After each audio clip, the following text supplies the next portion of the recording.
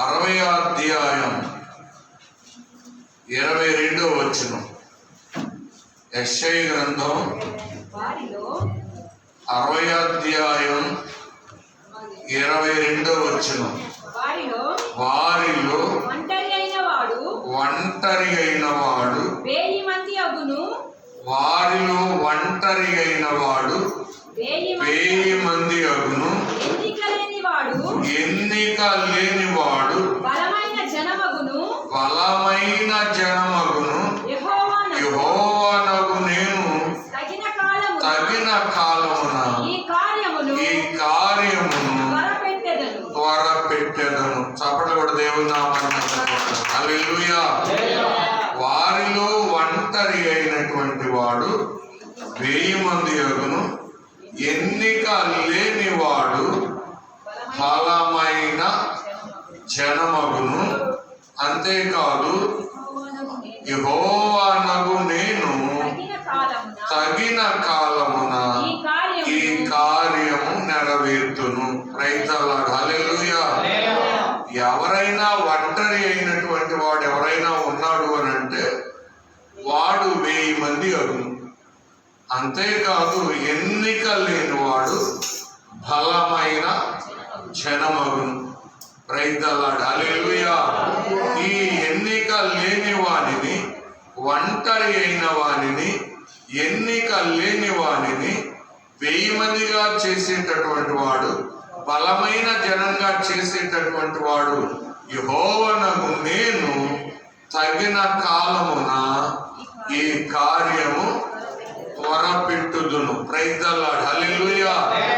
ఎవరు దేవునితో ఉంటారో, ఎవరు దేవుణ్ణి కలిగి ఉంటారో, ఎవరు దేవుడైన యెహోవా మీద ఆశ పెట్టుకుంటారో, ఎవరు దేవుని తట్టు తిరుగుతారో, ఎవరును దేవుని మీద ఆశ పెట్టుకుంటారో వాళ్ళను దేవుడు హెచ్చించే దేవుడని వాక్యాన్ని బట్టి మనం చూస్తా ఉన్నాం. Praise the lord. హల్లెలూయా.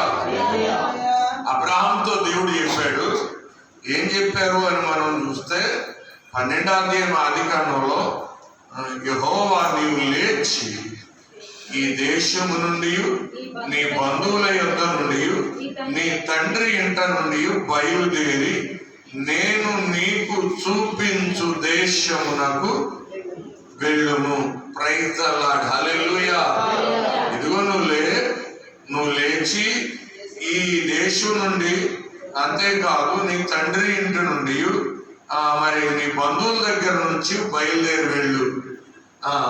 ఎవరైతే దేవుని మాట వింటారో, ఎవరైతే మరి దేశాన్ని విడిచిపెడతారో, ఎవరైతే బంధువులు విడిచిపెడతారో, ఎవరైతే మరి దేవుని మాట బట్టి ఆ తండ్రి ఇంటి వారిని విడిచిపెట్టి వెళతారో అటువంటి వారిని దేవుడు దీవిస్తానని చెప్పాడు. అదే 2వ వచనంలో చెప్పాడు. నిన్ను గొప్ప జనముగా చేసి నిన్ను ఆశీర్వదించదను. చప్పట్లు కూడా దేవుని నామాన్ని హల్లెలూయా. అబ్రహాముతో దేవుడు మాట్లాడాడు. అబ్రహాంతో దేవుడు మాట్లాడి నీ తండ్రి ఇంటి దగ్గర నుంచి వెళ్ళు, నీ తండ్రి ఇంటి వారిని విడిచిపెట్టు, అంతేకాదు బయలుదేరి నేను చూపించు దేశానికి వెళ్ళు, ఈ దేశము నుండి వెళ్ళు, బంధువుల దగ్గర నుంచి వెళ్ళు, నేను నిన్ను ఆశీర్వదిస్తాను. ఎంతగా ఆశీర్వదిస్తానని దేవుడు చెప్పాడంటే ఆకాశ నక్షత్రములను చూడు, ఇసుక రేణువులను లెక్కించు, అంత నీ జనం అవుతారను.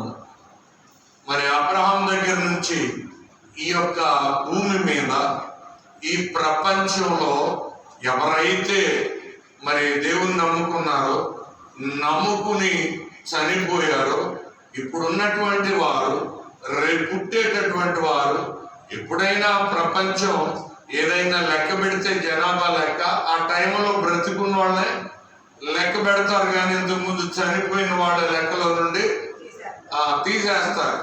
అయితే అబ్రహాముతో దేవుడు చెప్పాడు, నీ సంతానం విస్తారం అవుతుంది. Praise the lord. హల్లెలూయా. ఒంటరి అయిన వాడు 1000 మంది అగును. అంతేకాదు ఎన్నిక లేనివాడు బలమైన జనమగును. రైతల్లాడు. హల్లెలూయా. ఎవరి మీద అయితే మరి దేవుని కృప నిలిచి ఉంటుందో, ఎవరైతే దేవుని మీద ఆశ పెట్టుకుంటారో వాళ్ళను దేవుడు హెచ్చించేటటువంటి వాడని దేవుని వాక్యాన్ని బట్టి మనం చూస్తా ఉన్నాం. అందుకనే అబ్రహామును దేవుడు ఆశీర్వదించారు. 100 ఏళ్ల వయసులో కుమారుని ఇచ్చారు. ఆయన పేరట ఒక రాజ్యమే ఇప్పుడు వచ్చింది. మరి ఆయన కుమారుడు మరి యాకోబుని బట్టి ఇజ్రాయెల్ దేశం వచ్చింది. ప్రపంచంలోనే అన్నిటిలో గొప్ప ఆశీర్వాదకరమైనటువంటి దేశంగా, టెక్నాలజీకి ఒక మరి ఆధారమైనటువంటి దేశంగా ఆ దేశం ఉంది. అందుకని ఇక్కడ వాక్యం ద్వారా మనం చూస్తా ఉన్నాం, దేవుడు ఒంటరి అయిన వాడిని, ఎన్నిక లేని వారిని ఉన్నతమైన స్థితికి తీసుకుని వచ్చేటటువంటి దేవుడని వాక్యాన్ని బట్టి మనం చూస్తా ఉన్నాం. Praise the lord. హల్లెలూయా. ఎవరైతే ఒంటరిగా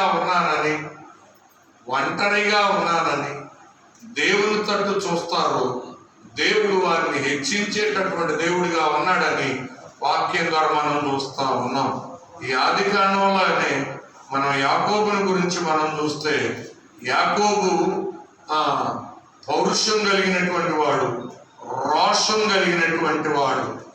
మరి ఏదైనా సాధించాలి అని అంటే అది సాధించేదాకా పట్టుదల కలిగి దాన్ని సాధించేటటువంటి వాడుగా ఉంటాడని వాక్యం ద్వారా